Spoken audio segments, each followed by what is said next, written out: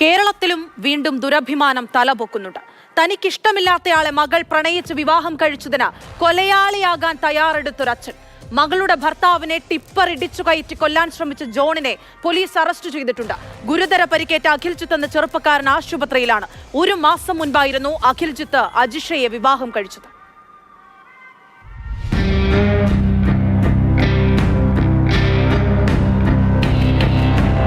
ശനിയാഴ്ച വൈകിട്ട് കൊപ്പം CSI പള്ളിക്ക് സമീപത്താണ് സംഭവം. കുടുംബത്തിന്റെ എതിർപ്പ് മറികടന്നാണ് അജിഷ അഖിൽജിത്തിനെ 1 മാസം മുൻപ് വിവാഹം ചെയ്തത്. അതിനിടെയാണ് ശനിയാഴ്ച വൈകിട്ട് കൊപ്പം CSI പള്ളിക്ക് സമീപത്ത് വെച്ച് ഇരുവരെയും അജിഷയുടെ പിതാവ് ജോൺ കാണുന്നത്. കടയിൽ നിന്ന് സാധനം വാങ്ങാൻ എത്തിയതായിരുന്നു ഇവർ. ലോറി ഓടിച്ചു വന്ന ജോൺ ഇവരെ കണ്ട് വാഹനം നിർത്തി.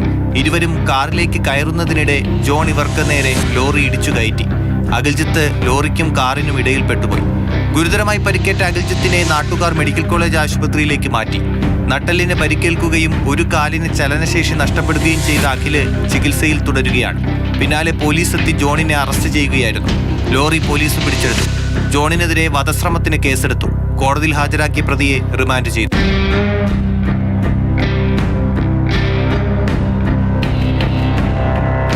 മാതൃഭൂമി ന്യൂസ്, തിരുവനന്തപുരം.